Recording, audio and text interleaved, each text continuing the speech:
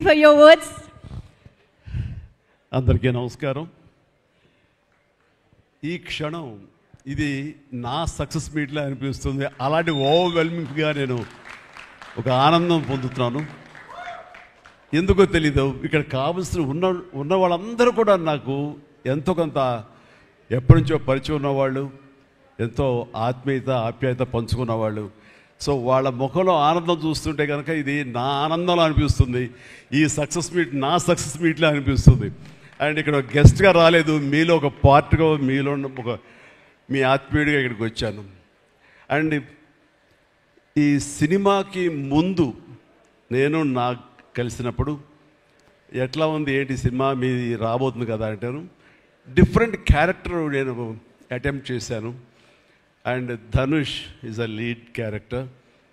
అంటే అదే నాకు ఎట్లాగా ఒప్పుకున్నామంటే తెలియదండి. రెగ్యులర్గా ఈ హీరో క్యారెక్టర్స్ ఇలాంటివన్నీ చేస్తూ నాకు ఎక్కడో కొంచెం డిఫరెంట్గా చేయాలి, కొత్త హొరైజన్ గేట్లు ఓపెన్ చేయాలనిపిస్తుంది.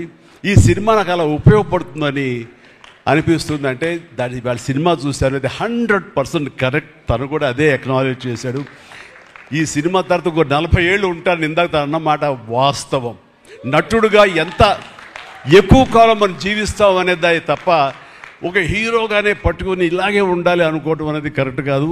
అండ్ ఇలాంటి క్యారెక్టర్ ఎంత బాగా చేశాడంటే నేను తర్వాత చెప్తాను. సో ఫస్ట్ ఆఫ్ ఆల్ ఇట్లాంటి సినిమా శేఖర్ కమ్ముల ఏ ధైర్యంతో నాగుని అడిగాడు, నాకు ఏమి ఊహించుకుని ఫ్యూచర్లో ఈ క్యారెక్టర్ చేస్తాను ఒప్పుకున్నారు. ఇదే ఫస్ట్ సక్సెస్ అని నేను భావిస్తున్నాను ఈ సినిమాకి. ఆ తర్వాత ఇంకా ఈ క్యారెక్టర్ ధనుష్ తప్ప ఇంకెవరిని ఊహించుకోలేము. ధనుష్ ఒక్కడే దీనికి న్యాయం చేయగలడు. తన పెర్ఫార్మెన్స్ అనిపించింది క్యారెక్టర్ చూసిన తర్వాత. నిజంగానే తిరుపతిలో సినిమా చూస్తుంటే తిరుపతిలో ఓపెన్ చేసినప్పుడు కింద ఒక యాక్సిడెంట్ అయ్యే ముందు బెగ్గర్స్లో కూర్చున్నప్పుడు ధనుష్ అని గుర్తించడానికి ఆ పరిగెత్తేంతో నాకు గుర్తించలేకపోయాను. అంతగా క్యారెక్టర్లో యూ ఇన్వాల్వ్ సో మచ్. నీ గెటప్ కానీ అన్ని కానీ సో అంటే అక్కడ తెలిసిపోతుంది తన డెడికేషన్ ఏమిటో ఆర్టిస్ట్ గారు అది. అండ్ ఈ సినిమా ఇది నేను ఒక ఎక్స్పీరియన్స్ తప్ప నాకు ఒక సినిమాగా నేను చూడలేదు, ఒక వాస్తవంగా జరుగుతున్నదిగా అనిపించింది నాకు. అండ్ శేఖర్ కమ్ముల డీటెయిల్డ్గా నేను మిగతా అందరి నుంచి మాట్లాడే ముందు అసలు నువ్వేమిటి, నీ ఆలోచన విధానం ఏమిటి అనేది ఇట్స్ ఎంటైర్లీ డిఫరెంట్. 25 సంవత్సరాల పాటు నువ్వు అనుకున్న విధంగా, నువ్వు అనుకున్న క్యారెక్టర్స్ తోటి, నువ్వు అనుకున్న కంటెంట్ తోటి 10 సినిమాల కంటే ఎక్కువ చేయకపోయినా సరే ఒక్కొక్కటి ఒక ఆణిముచ్చలాగా చేసుకుంటూ ప్రజల గుండెలో, ప్రేక్షకుల గుండెలో ఒక సుస్థిరమైన స్థానం ఏర్పరచుకున్నావు. అండ్ ఆ మధ్యకాలంలో మీరు నా ఒక పోస్టర్, మీరు 25 years పోస్టర్ మీరు రిలీజ్ చేయాలని అనుకున్నప్పుడు అది మీట్ అవ్వడానికి, అతనికి టైం ఇవ్వడానికి నాకు నిజంగా 3-4 days పట్టింది. అంత పంతం అంత పట్టింపు ఏంటి నేనంటే, సార్ మీకు గుర్తుందో లేదో, మీ 88లో మీ సినిమా స్టేట్ రౌడీ షూటింగ్ ఈ రోడ్ల మీద జరుగుతున్నప్పుడు నేను ఫస్ట్ టైం మిమ్మల్ని చూశాను. నేను ప్రేమించే మనిషి నా ఎదురుగా ఉన్నాడు, కలిస్తే బాగుండు అనుకుంటే పోలీసులు ఎవరు రాని పరిస్థితి. కానీ మీరు ఎందుకు నన్ను చూసి ఇటు రాని పిలిచారు, నన్ను ఒక్కడనే పిలిచారు, నేనే మీ దగ్గరికి వచ్చాను.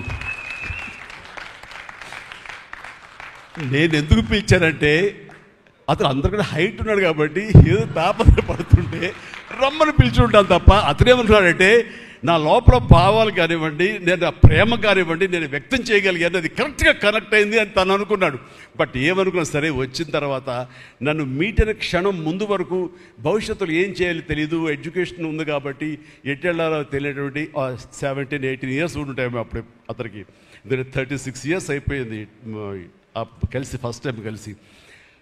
ఆ క్షణాన నన్ను చూడగానే, నాతోటి కూర్చోగానే, నాతో మాట్లాడగానే, నేను నా షేక్ హ్యాండ్ తీసుకోగానే ఆ క్షణం డిసైడ్ అయిపోయింది. అంబిగ్యూటీ, డౌట్ లేదు, ఖచ్చితంగా నేను సినిమా ఇండస్ట్రీలో సెటిల్ అవ్వాలని ఆ రోజు నిర్ణయించుకొని తను చెప్పడం అనేది నాకు ఎల్లేని సంతోషంగా ఉంది. నేను గర్వించే, నన్ను ప్రేమించే మనిషి, నన్ను అభిమానించే మనిషి ఈ రోజున ఈ స్థాయిలో ఉండి ఇంతమంది చేత ప్రశంసలు పొందుతున్నాడంటే కనుక హ్యాట్స్ ఆఫ్. ఇది గర్వం నీవు కాదు, నీలాంటి వ్యక్తి నన్ను ఇన్స్పిరేషన్గా తీసుకుని ఇందులో ఇండస్ట్రీ వచ్చి నీ సొంత టాలెంట్ తోటి, నీ సొంత ఆలోచనతో, నీ కమిట్మెంట్ తోటి ఈరోజు ఈ స్థాయికి ఉన్నందుకు ఫస్ట్ ఆఫ్ ఆల్ ఈ సిల్వర్ జూబ్లీ ఇయర్ సందర్భంగా మనస్ఫూర్తిగా నా అభినందనలు మరొకసారి తెలియజేస్తాను. శేఖర్ కమ్ముల ప్లీజ్. అంటే శేఖర్ కమ్ముల సినిమాలు నేను ఎప్పుడు చూస్తూనే ఉన్నాను, అన్నీ చూస్తాను దాదాపుగా. అది వాస్తవానికి నిజానికి చాలా దగ్గరగా అనిపిస్తాయి. అంటే తన ఫస్ట్ పిక్చర్ చూస్తుంటే ఆ క్యారెక్టర్స్ ఆనందం, రూప వీళ్ళు ఎలాగ ఉన్నారు, ఇంకా ఉండుంటారు కదా అని ఆ క్యారెక్టర్స్ కనబడే తప్ప ఆ యాక్టర్లు కనపడరు. వాళ్ళ తర్వాత వచ్చిన సినిమాలు మనకు గుర్తుకు రావు, దీంతో కనెక్ట్ అవ్వదు. అలాగే ఫిదా, భానుమతి, వరుణ్, అలాగే ఈ ప్రతి సినిమాలో శ్రీరామ్, గోదావరిలో శ్రీరామ్, సీతా మహాలక్ష్మి, ఈ క్యారెక్టర్స్ కనపడతాయి. ఎందుకు చూడండి ఈ సినిమాలో కూడా ప్రతి ఒక్కరు ధనుష్ని దేవా అంటున్నారు, నా ఫ్రెండ్ ఏమో దీపక్ అంటున్నారు తప్ప పేర్లు పెట్టి ఎవరు పిలవట్లేదు, గుర్తుంచుకోవట్లేదు. గబుక్కుని దేవాను వస్తుంది. నాకు అలాగే అనిపిస్తుంది ఇప్పుడు. అంటే క్యారెక్టర్ని అంతగా ప్రొజెక్ట్ చేస్తారు. ఇంతకంటే బెస్ట్ ఎగ్జాంపుల్ లేదు. ఎప్పుడో చూసి సినిమాలకి ఆ క్యారెక్టర్స్ పేరు, నా సినిమాలో నా క్యారెక్టర్స్ నాకు పేరు గుర్తుండవు నాకు. అలాంటిది తన సినిమాలో క్యారెక్టర్స్ ఇప్పటికీ గుర్తున్నాయి నాకు. రూపా అనే పేరు ఎందుకు గుర్తుందంటే అందులో తండ్రి పాత్ర మెంటల్గా రిటార్టెడ్ రూపాన్ని పిలుస్తాడు. ఆనంద్ ఆఫ్ కోర్స్ హీరో పేరు, అది గుర్తుండిపోయింది. అట్లాగే వరుణ్ సినిమాలో ఫిదాలో భానుమతి సెపరేట్ కేజ్ అంటుంది కదా ఒక డైలాగు, సెపరేట్ పీస్ ఏదో అంటుంది, అలాగే హైబ్రిడ్ పెళ్ళి అంటుంది. అలాగా తన క్యారెక్టర్స్ గుర్తుండిపోతాయి. అది తన గొప్పతనం. అవి వాస్తవికంగా ఎక్కడో ఇంకా ఉండుంటాయి, వాళ్ళు ఎక్కడో జీవించుంటారు అన్న ఫీలింగ్ ఇస్తుంది. అలాంటి రియల్గా అతని కాన్సెప్ట్ కానీ అది చెప్పాలంటే అదొక పిచ్చి. నేను అనుకున్నది తప్ప ఇంకో అలాగా కాదని. ఇందాక నాకు అన్నారు కదా, నేను మామూలుగా ఎప్పుడు నడిచి వచ్చే విధంగా నడుచుకుంటూ వస్తుంటే నాకు అలా వద్దు ప్లీజ్ దయచేసి మీరు నా క్యారెక్టర్ నడవాలి. నీ క్యారెక్టర్ నడవాలంటే ఎలా నడవాలి తెలియదు నాకు. నాకు వచ్చిన నడకే ఇది అని చెప్పి ఇందాక ఎదురు అనుకుంటాం. నాకు తెలిసిన నడకే ఇది కాదండి. మీ హీరోలా నడుస్తున్నారు, స్టైలిష్గా నడుస్తున్నారు. నేను స్టైలా, నేను హీరోలాగనా అని అంటే కాదు అంటూ ఆ క్యారెక్టర్ చూస్తుంటే నాకు మీరు చాలా డిఫరెంట్గా కనపడ్డారు. నాకు రెగ్యులర్గా కనపడలేదు. మీకుండే ఆ కింగ్ నాగ్ అని కానీ ఆ గ్లామర్ మన్మధుడు ఈ యొక్క స్టైల్లో ఒక చామ్ ఉంటుంది కదా, ఈ సినిమాలో అది కనపడకుండా జీవితంలో నలిగిపోయినటువంటి, మానసికంగా ఫిజికల్గా నలిగిపోయినటువంటి ఒక మనిషి కనపడుతున్నారు. అది మీ క్యారెక్టర్. ఏంటి ఇలాగుంది నలిగిపోయినట్లుగా, బహుశా జైలు నుంచి బయటికి మళ్ళీ ఎప్పుడు వచ్చినప్పుడు మళ్ళీ ఫుల్ గ్లామర్లో కనపడతాడేమో సూటు గిట్టు వేసుకుని. అంటే అప్పుడు కూడా భారంతోటో మానసికంగా ఆ ఒక దీనితోటో ఆ సంఘర్షణతోటో ముఖంలో ఆ హెవీనెస్ తోటో జీవితంలో ఏదో పోగొట్టుకుని ఏదో సాధించాలని ఏదో అనుకోవాలని ఏదో రకంగా అయిపోయినట్లా ఈ పరిస్థితుల్లో అన్న మీమాంసలో నలిగిపోతాం. ఆ నలిగిపోవడం అనేది ఫిజికల్గా and appearance wise performance wise చూపించగలిగాడంటే అది హెడ్స్ ఆఫ్ నాగ్. మీరు అన్నట్లుగా ఇది మీకు డిఫరెంట్, ఇంకో కోణం నుంచి మీకు హొరైజన్ మీకు ఓపెన్ అయ్యింది, ఇంకొక డోర్ ఓపెన్ అయ్యింది. తద్వారా బోల్డ్ అని ఫెంటాస్టిక్ క్యారెక్టర్స్ వస్తాయి. అండ్ మీరు అనుకున్నది ఉంటుంది, మీ లాంజివిటీ ఇంకా పెరుగుతుంది అనుకుంటాను. మీ దోవలో నేను కూడా మీకు సమంగా నేను వచ్చేస్తాను నేను అనుకుంటున్నాను. అంటే ప్రతిసారి నాకు అన్ని విషయాల్లో కూడా నాకు సోర్స్ ఆఫ్ ఇన్స్పిరేషన్ అనిపిస్తుంది. అది హెల్త్ కానివ్వండి, కంపోజ్డ్ బిహేవియర్ కానివ్వండి, ఒక ట్రాంక్విల్ ఆలోచనలు కానివ్వండి, స్థితప్రజ్ఞత కానివ్వండి, ఏం జరిగినా సరే అంటే నవ్వుకుంటూ సరదాగా ఉంటాం. ఇవన్నీ చూస్తుంటే నాకు ఎంత ప్రశాంతంగా ఉంటుంది, ఎంత మానసికంగా ఉంటుందని. సో అలాగా ఈ ప్రొఫెషనల్గా కూడా ఈ సినిమాతోటి తను వెళ్ళే దారిలో వై నాట్ నేను కూడా రేపు పొద్దున ఏదైనా అవసరం వచ్చి ఓటీటీలో ఏదైనా సినిమాలు చేయాల్సి వస్తే కనుక ఏం ప్లాన్ నార్సింగ్ నువ్వే గబుని అన్నా కదా గబుకొని రెడీ అయ్యి వచ్చే రేపు పొద్దున ఇంటికి.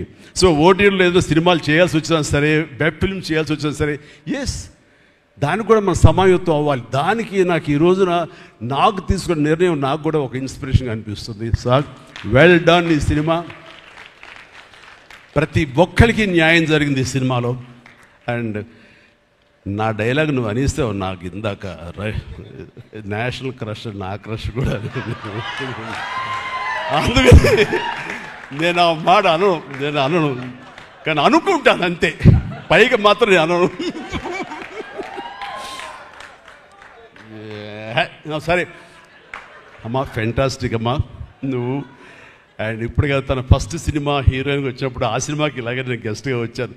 ఆ రోజు నుంచి తన్ని అబ్జర్వ్ చేస్తుంటే నటనా పరంగా కానివ్వండి, తన ఇమేజ్ పరంగా కానివ్వండి, day by day film after film ఎక్కడికో వెళ్ళిపోయింది. ఇది నేషనల్ క్రష్ కాదు, ఇంటర్నేషనల్ క్రష్ అయిపోయింది అమ్మాయి. అండ్ గాడ్ బ్లెస్ యూ అమ్మా, నువ్వు ఎంత బాగా పెర్ఫామ్ చేస్తావంటే నేను చూస్తుంటే నీ కళ్ళు తప్ప ఇంకేమైనా అట్రాక్ట్ చేసుకోవు, కళ్ళు ఒకలా చూస్తుంటావు నేను. అండ్ ఆ కళ్ళతో ఏం పలికిస్తుంది ఎక్స్ప్రెషన్ అంటే ఇంకా అంత ఇంత కాదు. అండ్ ఈ సినిమాలో ఎంత నిడివి ఉంది, ఎంత లెంగ్త్ ఉంది క్యారెక్టర్ అనే దానికంటే ఎంత ఇంటెన్సిటీ ఉంది అంటే అందులో మాత్రం చూపించగలిగింది ప్రతిదీ. ముఖ్యంగా బిడ్డను హోల్డ్ చేసినప్పుడు ఆవిడ ఒక కన్న తల్లిలాగా, ఒక అమాయకంగా ఒక ప్రియుణ్ణి మోసపోయినప్పుడు వాడి వల్ల ఎక్కేసినప్పుడు నాకు చూడాలి అందులో సౌందర్య వచ్చేసి అప్పారావు వస్తాడు ఇంకా అడుగు వెయిట్ చేస్తానంటే పిచ్చమొహం అన్నట్టు ఫీలింగ్ వచ్చింది. అంత అమాయకురాలాగా ఉంది.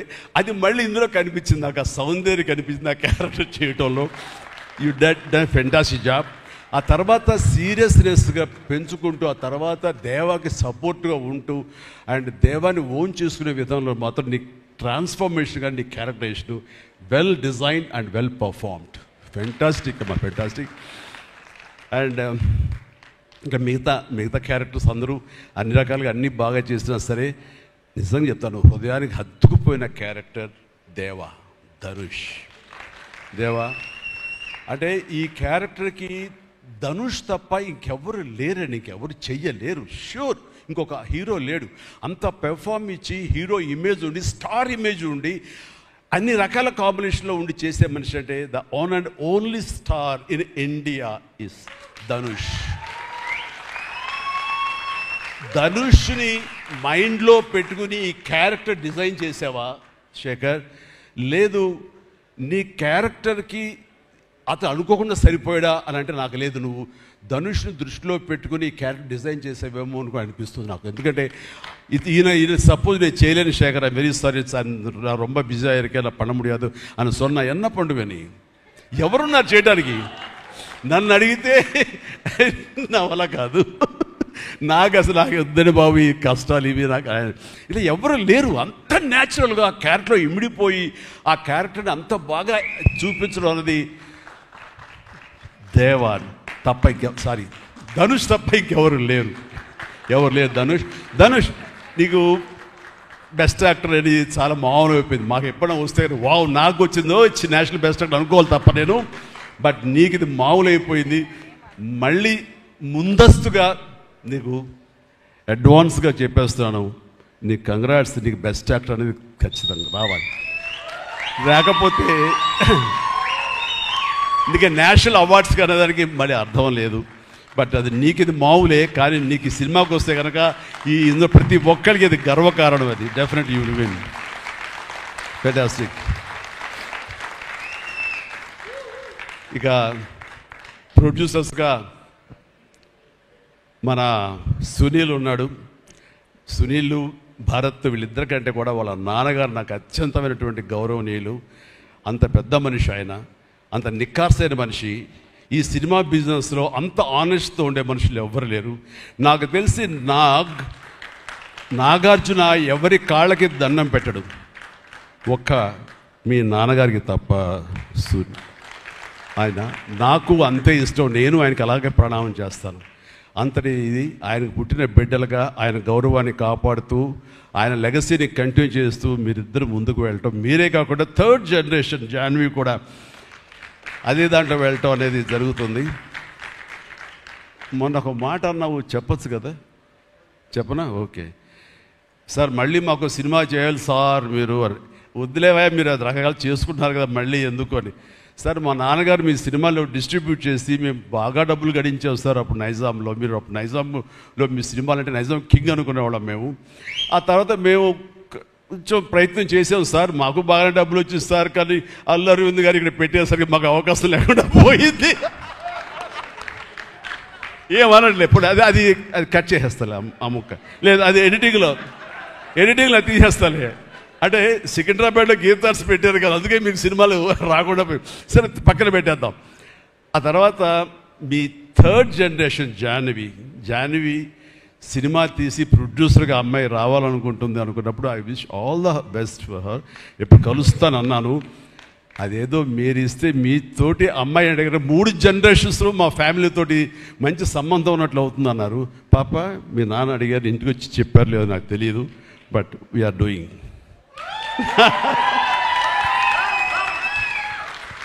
ధనుష్ చేసిన ఛాలెంజింగ్ లాంటి క్యారెక్టర్స్ వద్దమ్మా. ఫన్ ఓరియంటెడ్, మాస్ ఓరియంటెడ్, మనది సరదాగా గ్లామర్ ఇంతే. Okay, right. సో ఈ రకంగా 3వ జనరేషన్ కూడా ఎస్ ప్లీజ్ ఈ లెగసీ ఇలాగే కంటిన్యూ అవుతుండాలి, మీ ఫ్యామిలీ బాగుండాలి నాన్నగారు ఆశీస్సులతోటి. అండ్ ఇలాంటి కుబేరా సినిమాలు మరి ఎన్నో సక్సెస్ఫుల్ సినిమాలు చేయాలి. ఇందాక ధనుష్ అన్నట్లుగా మీ మొక్కల ముందు నవ్వు ఉండాలి. ఇప్పుడు నవ్వు కొంచెం ప్లీజ్. Thank you. మీరు నవ్వుతూ ఉంటేనే మా అందరికీ నవ్వు ఉంటుంది, మేము నవ్వుతూ ఉంటాం. Thank you.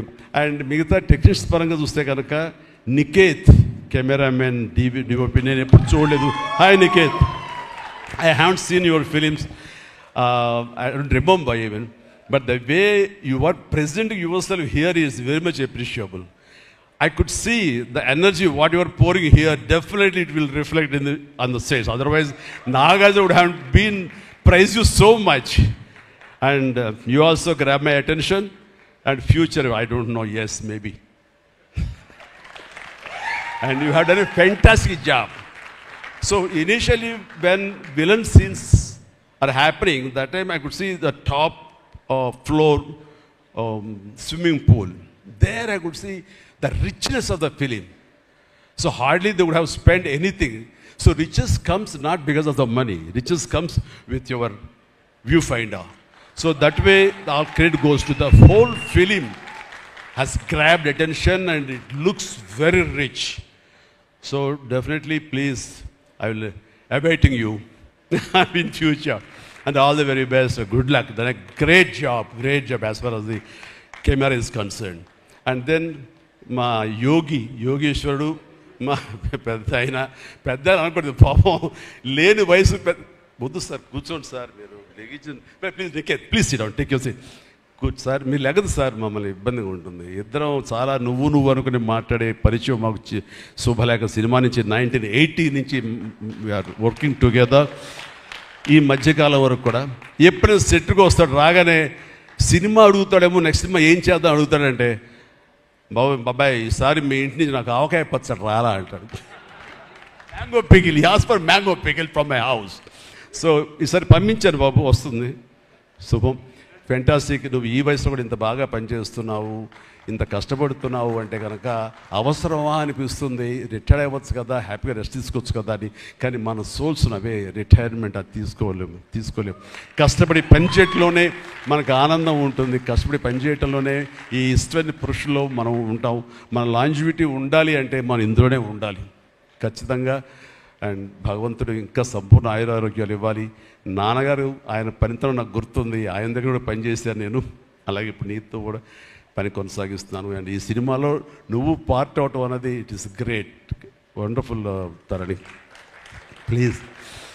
అండ్ ఇక్కడ చూస్తుంటే యంగ్స్టర్స్ ఎంత ఎంతూజియాస్టిక్గా ఉన్నారంటే, వాళ్ళందరినీ పేరున నేను పిల్లలని కానీ యంగ్స్టర్స్ అంటే ఇండస్ట్రీ ఎంత ఫ్రెష్గా, ఎంత యంగ్స్టర్స్ తోటి ఎనర్జీతో ఉంది అంటే అంత అయితే కాదు. నాకు అనిపిస్తుంది, అబ్బా మన ఇండస్ట్రీ ఏమైనా ముసలిదైపోయిందా అని అనిపిస్తుంది అప్పుడప్పుడు అద్దంలో మమ్మల్ని మేము చూసుకుంటూ. కానీ ఈరోజు ఇక్కడ చూస్తుంటే కనుక ఇంతమంది యంగ్స్టర్స్ తోటి అండ్ చాలా బబ్లింగ్గా చాలా బాగుంది. ఈ ఇండస్ట్రీ కొనసాగాలి ఎలాగే అంటే కనుక మీలాంటి యంగ్స్టర్స్ రావాలి. ఇలాంటి యంగ్స్టర్స్ వల్లనే మేమంతా పుంజుకుంటాం. నేను ఈ రోజున కొత్త డైరెక్టర్స్తో పనిచేస్తాను, అనిల్ రావుపూడి కానీ, బాబీ డైరెక్టర్ కానీ, వశిష్ఠ్ కానీ, ఇలాంటి యంగ్స్టర్స్ పనిచేస్తుంటే ఎక్కడ లేని ఎనర్జీ వాళ్ళ దగ్గర ఉంటుంది, వాళ్ళ నుంచి కొత్తను ఉంది. నేను వాళ్ళకి అనుగుణంగా నేను మారిపోతుంది తప్ప నాకు అనుగుణంగా వాళ్ళు ఉండాలని కోరుకోవట్లా. నా సక్సెస్ అక్కడేమో అనుకుంటున్నాను నేను. ఆ రకంగా old wine in new bottle అన్నట్లుగా ఈ సమయంలో వైన్ గుర్తుకొచ్చింది, సారీ. అండ్ అలాగా ఇదే ఎనర్జీతోటి, ఇదే యంగ్స్టర్స్ తోటి ఇండస్ట్రీ కలకలాలని కోరుకుంటున్నాను. And last but not least my brother, నాకు బిడ్డతో సమానం, దేవిశ్రీ ప్రసాద్. అండ్ దేవిశ్రీ ప్రసాద్ తన ఎనర్జీ అంటే ఇందాక చూశారు కదండి, లైవ్ షో చేసేసాడు ఇక్కడ. ఆ తర్వాత ఏం మాట్లాడాలో ఎవరికి ఏం తొయ్యినటువంటి పరిస్థితి మొత్తం అంతా షో గ్రాప్ చేశాడు. బట్ నేను మళ్ళీ కంబ్యాక్ తర్వాత పొలిటికల్గా కొన్నాళ్ళు ఉండి 1915లో 150 సినిమా చేసిన దగ్గర నుంచి, అంతకుముందు తన సినిమాలతోనే ఎంబీబీఎస్ కానీ జిందాబాద్ కానీ అన్నీ అయిన తర్వాత మళ్ళీ తన వలన నా మ్యూజికల్ అనేది ఏర్పడేదేమో అనుకుంటున్నాను. అలాంటి గ్రేట్ మ్యూజిక్స్ నాకు ఇచ్చి మళ్ళీ నేను నిలబడడానికి దోహదపడ్డాడు మనోడు.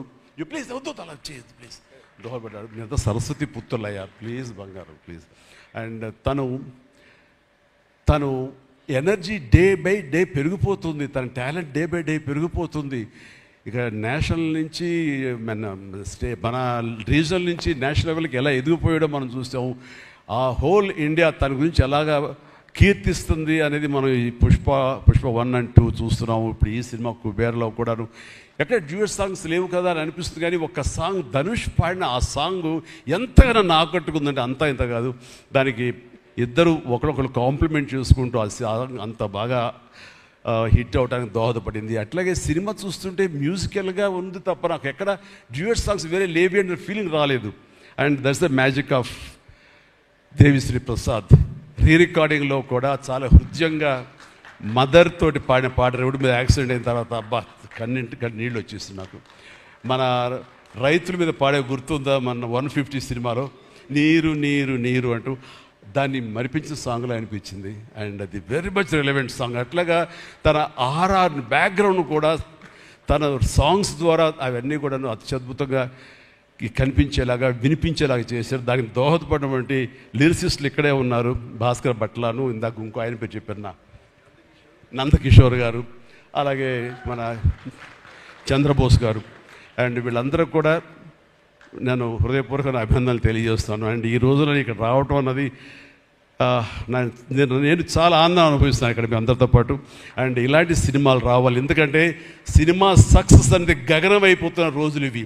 థియేటర్స్కి ఆడియన్స్ రప్పించడం అనేది మహా గగనమైపోతున్న రోజులు ఇవి. రావటం కష్టంగా ఉంది.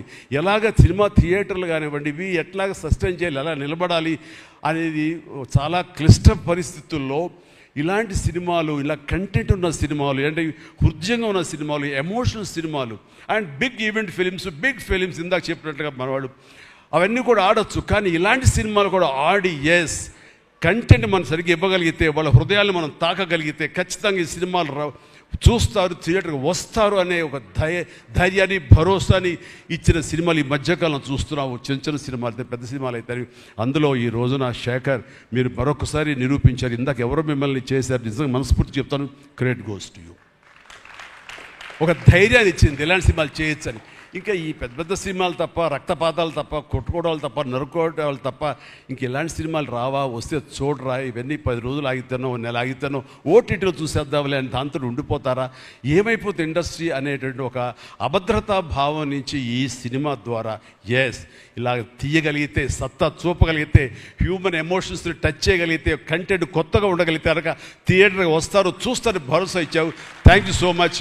And God bless you, God bless you, and God bless you all. Please ప్రతి ఒక్కళ్ళు నాకు ఈ అవకాశం ఇచ్చినటువంటి ప్రొడ్యూసర్స్ గారికి, రామ్మోహన్ రావు గారికి, అలాగే భారత్ పాప నీకు కూడా అందరికీ నా హృదయపూర్వక ధన్యవాదాలు. మరొకసారి ఇక్కడ ఉన్నటువంటి 50 మంది యంగ్స్టర్స్కి అండ్ రెస్పెక్టెడ్ టెక్నీషియన్స్కి నా శుభాకాంక్షలు, నా ధన్యవాదాలు తెలియజేస్తాను. మరొకసారి love you man, love you love you love you love you love you. God bless you. And ఇప్పుడు నాగ్ మీ దారిలో నేను నడుస్తాను. Follow the leader. Thank you, Shamla. You done a good job. God bless. God bless. Thank you, sir. Thank you so much. We all love you. కుబేరాకి ఇప్పటి వరకు వచ్చిన appreciation ఒక ఎత్తు, ఈ రోజు ఈ మెగా కాంప్లిమెంట్స్ ఇంకొక ఎత్తు అని చెప్పాలి. Thank you so much sir. ఒక్కసారి వేదిక పైన ఉన్న వాళ్ళందరూ కలిసి